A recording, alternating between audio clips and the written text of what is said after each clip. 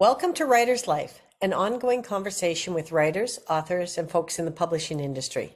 I'm your host, Marvel Harrison, Publishing Director, Mimbres Press of Western New Mexico University. It is a pleasure to share a conversation today with Michaela Whatnall, who currently is an agent for Distal, Godrich, and Barrett.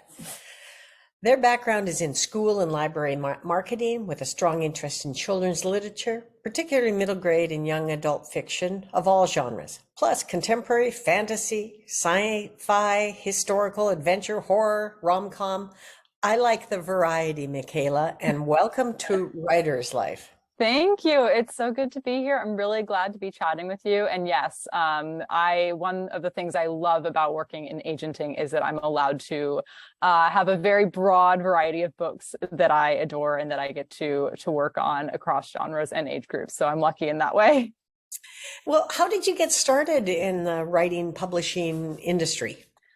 Great question. I mean, maybe a bit of a boring answer, but I was one of those kids that kind of knew. I was book obsessed. So I think though growing up, everyone told me like, oh, you're so into reading, surely you're going to be a writer when you grow up. And I was open to that, but it never felt quite right to me. And then as I reached college and started, pursuing internship opportunities, I realized that it wasn't necessarily writing that I loved, but reading. Like reading is the thing that I adore. And so as I started to get opportunities in publishing, kind of trying out different areas of the industry, because again, I couldn't think of anything else to do. Like it was so obvious. I thought surely there must be some other field that I should be considering, but there was just never any other option for me. It just made sense. So yeah, I really just dipped my toe into a lot of different parts of the industry and found that agenting was where my passions and my skills, I think, aligned the best. But I did start out in marketing and kind of made my way over to the agency side after a few years. Well, and you started out with a degree from Emory was that in creative writing? No, it was in English and linguistics. So I did take a few writing classes, but I kept them till my senior year when I had room in the schedule, just for fun. But I was really I wanted to study books, and then linguistics always fascinated me too, because I just love language. So that was really cool to get the chance to kind of see what that field's all about as well. But no, didn't study creative writing specifically. Well, I was so taken by your online presence with your manuscript wish list. I was yearning for you to write because you captured me to read the entire piece. And, please share with our audience about your wish list. Sure. Yeah. Thank you for that. I find it so hard to describe exactly what I'm looking for in a project because I want to see everything, but that's not very helpful to people who are considering querying me with their projects who might be interested in working with me. So I do have to find a way to kind of create parameters or describe certain elements in books that seem to be in most of the books that I really love. So, in terms of themes and elements across genre and category, I read for character and I read for writing. Some people read for plot. I like a good propulsive plot, but I'm always there first and foremost because I want to get to know the character. I love a really strong character arc where you can really look from page one to the final page and see a difference, see a way that the journey of the story has like demonstrably changed that character in a way that there's no going back from. I find that so delicious in a way. And then I love rich writing. I love agents talk a lot about voice. And when I say that, I mean, something where you read and it takes you somewhere where the voice could only be written by that specific writer, where that character's personality and their experiences are shaping the way that they're telling the story to you. Like that sort of thing always grabs me. So across all types of books, those are always things I'm looking for. And then, like you said, my background's in children's books, specifically school and library marketing. So I always have a soft spot for the children's side, especially young adult. But I am open to books both on the children's side and an adult too. And I'm a sucker for like speculative, sci-fi, fantasy, all of that stuff. But I have an equal balance, I'd say, on my list between contemporary and the more genre stuff, which is not helpful at all. But I really do love it all. Like as long as the characters are there, as long as there's an interesting hook, as long as the writing's solid, like I want to give everything a read.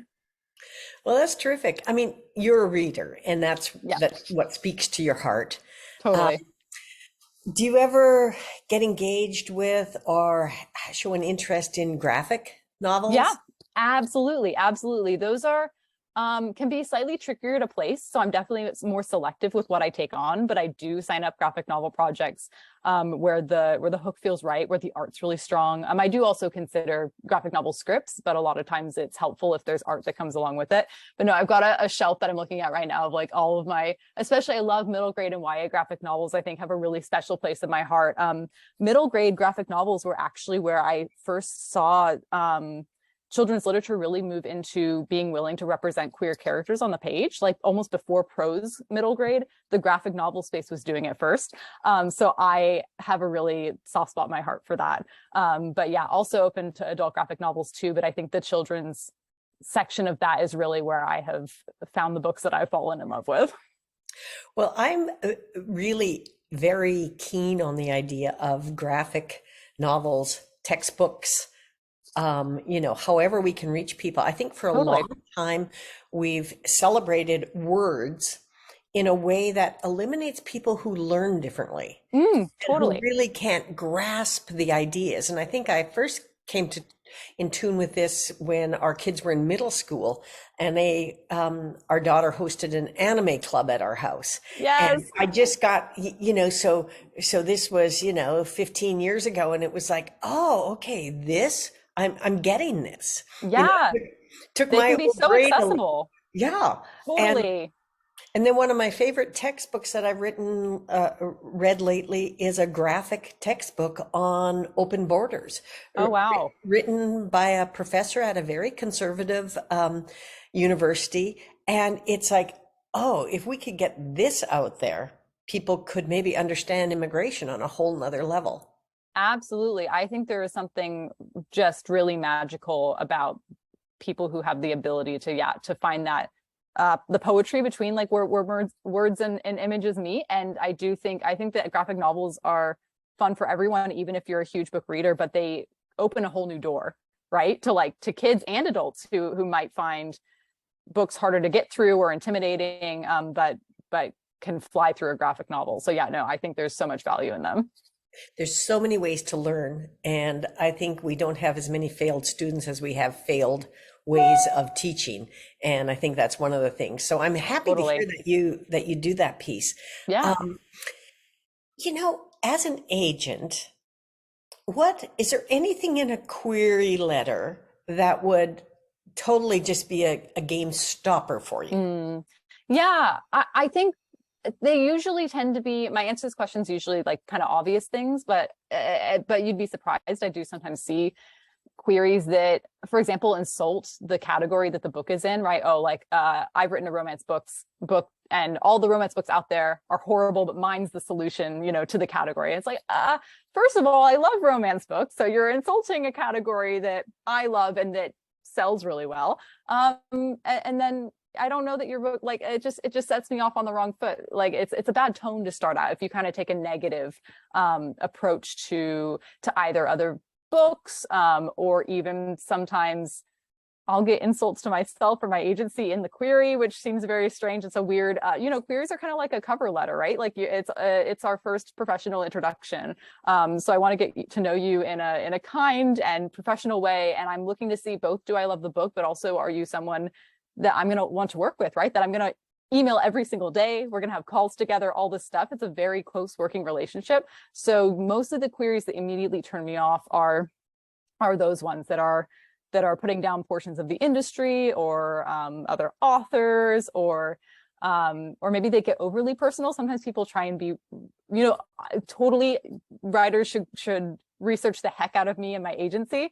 But sometimes if you've internet stalked me to a really deep degree, that's fine. Just don't tell me, because sometimes I get people saying a little like strange things about photos they found of me or things like that are just uncomfortable. I'd rather keep it professional. So really things like that might seem obvious to a lot of people, but to some, maybe that professional boundary might not be as obvious.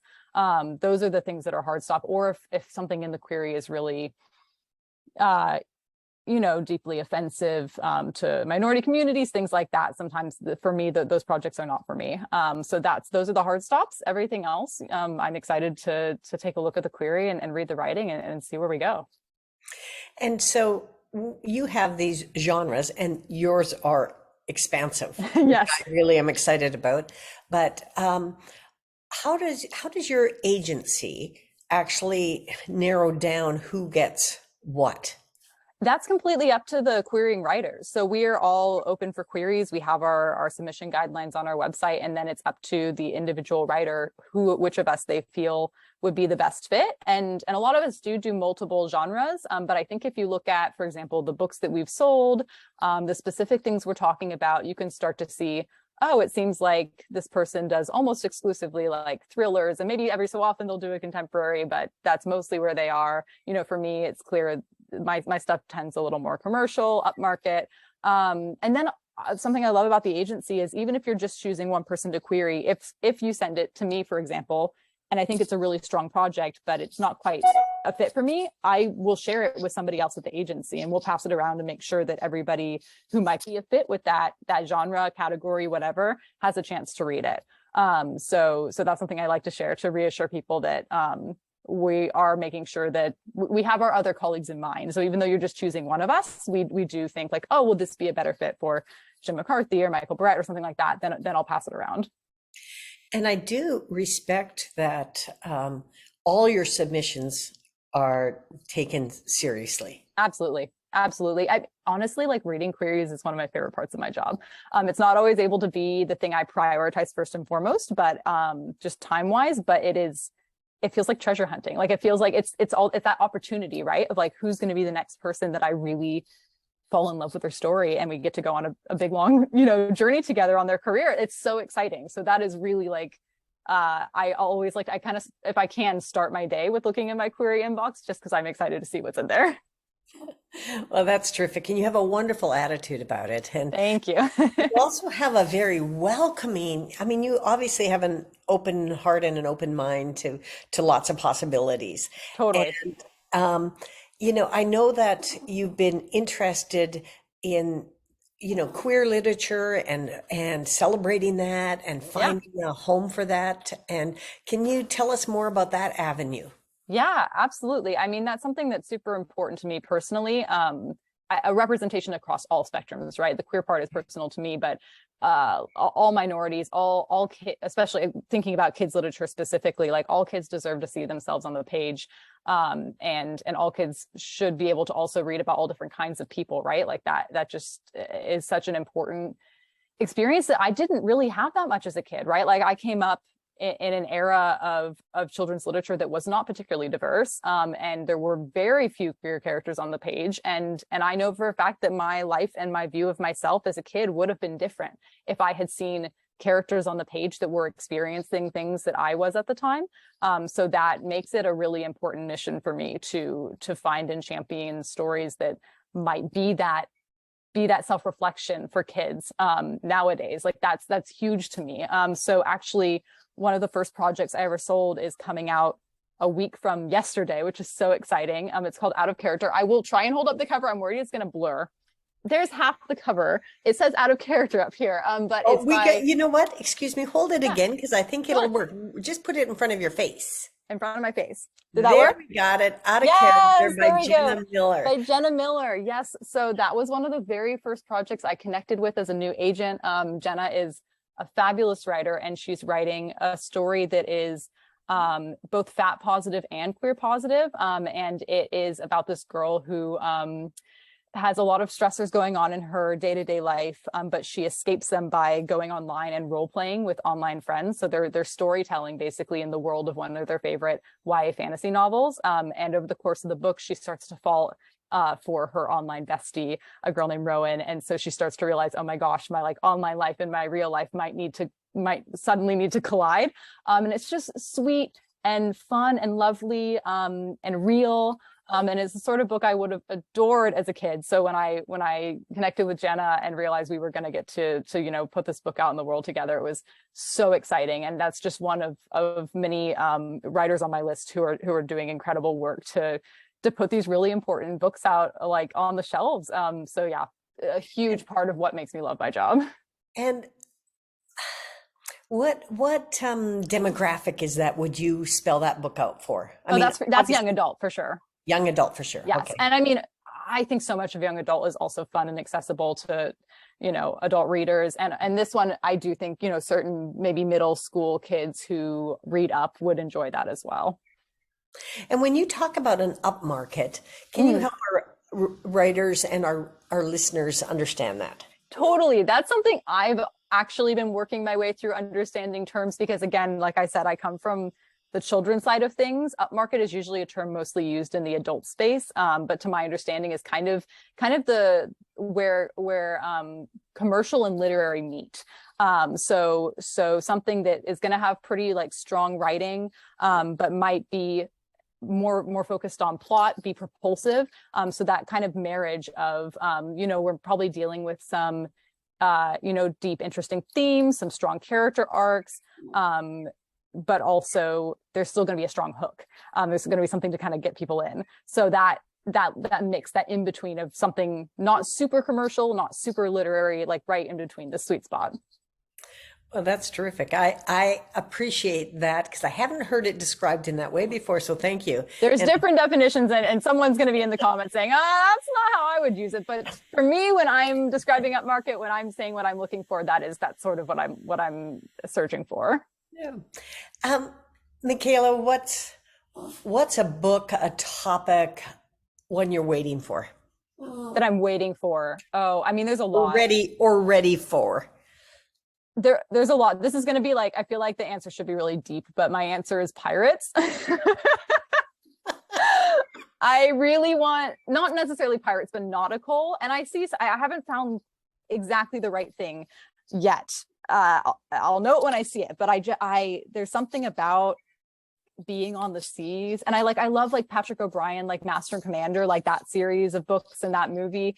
There's something about this group of people all being in one space, caught up together, the danger, meeting the adventure of being out on the ocean, something I would never personally want to do, but that I love reading about characters who do that. So I don't know if it's pirates or if it's other characters that for some reason are on a boat, but there's something about that. And I grew up in San Diego, like right off the beach. So I just love the ocean. And so I'm always there's a lot of things that I'm looking to find, but that's one specific that I'm always like, one day I'm going to find my nautical project, and I'm really excited.